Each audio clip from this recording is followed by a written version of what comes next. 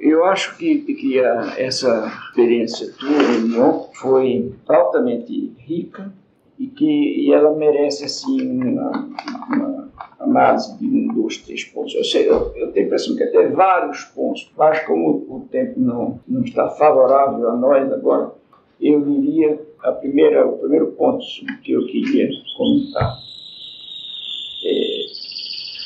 Por exemplo, os professores, os educadores, que às vezes, ou como às vezes, certos educadores, até que se dizem de si mesmos progressistas, por exemplo, se estreitam com relação à compreensão da prática docente, que não podem perceber-se como professores, a não ser na insistência diária de transmitir um certo conteúdo. Quer dizer, para esse tipo de professor, e para mim essa é uma concepção ideológica da docência, para esse tipo de professor, ou você canta um tema, verseja um tema, ou discorre sobre o tema, e não discute, discorre sobre o tema, ou você não é professor. Quer dizer, há uma concepção também errada e também ideológica da docência, que é aquela em que aparentemente só você teria caído quando fez essa experiência.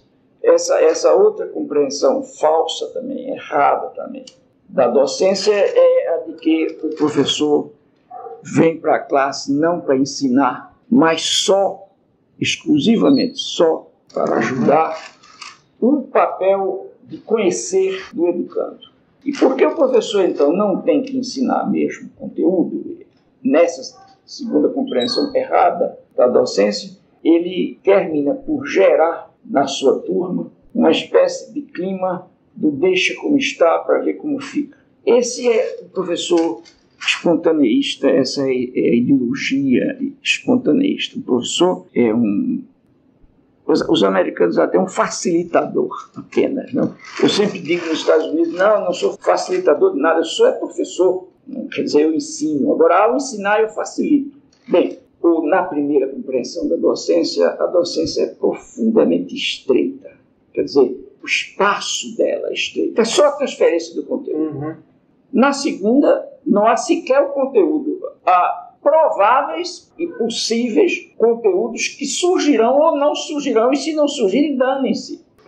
A segunda concepção é uma concepção irresponsável da autoridade e da tarefa da autoridade magisterial docente. A primeira é a da responsabilidade unificada e centrada só no professor. O educando, por isso mesmo, não tem que ser consultado em nada, ele está aí para aprender o que o professor ensina.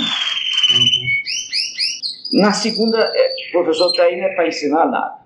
Na compreensão que eu acho que é a tua, que eu acho que é a minha, da docência, o professor ensina, realmente, mas o professor precisa também, além de ensinar um certo conteúdo, no teu caso seria civilização, cultura brasileira, ao ensinar a cultura brasileira, o professor precisa saber não só se o aluno está aprendendo o que ele está ensinando, mas o que é que o aluno já sabe, independentemente do que o professor tem para ensinar. Quer dizer, por outro lado, a docência nessa visão, ultrapassando os limites, se preocupa com a formação integral completa.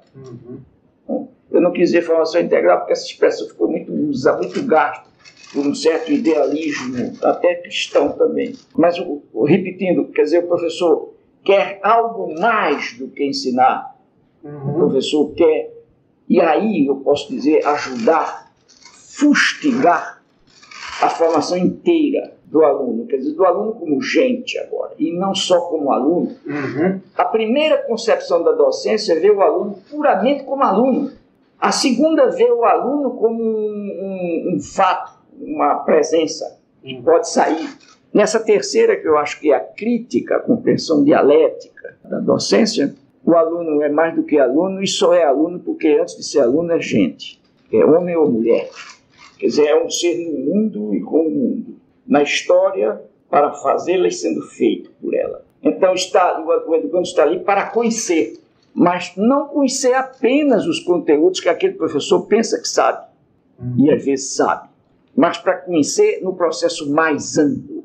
Então, por isso é que nessa inteligência da docência, o professor está preocupado muito mais com o processo em que o aluno e ele se inserem do que com os conteúdos, sem que isso signifique que ele não ensine os conteúdos devidos. Terceiro, nessa concepção crítica, o professor da docência, o professor precisa de saber o que é que o aluno sabe, como eu dizia, mas para que ele saiba o que o aluno sabe, ele não pode ser apenas o discurseiro ao aluno ou sobre o aluno, porque assim ele não sabe nunca o que o aluno não sabe. Ele não sabe nunca o que o aluno está sabendo, porque ele chega e passa 2 horas, 3 horas, 2 das quais ele fala, e na última, possivelmente, ele testa saber o que é que o aluno soube ou aprendeu das 2 horas da aula anterior. E o aluno fala só da descrição dos conteúdos que o professor fez, mas não fala da ignorância dele. O que o professor percebe é a ignorância dele com relação ao conteúdo do professor, mas não a ignorância geral na vida e com a vida.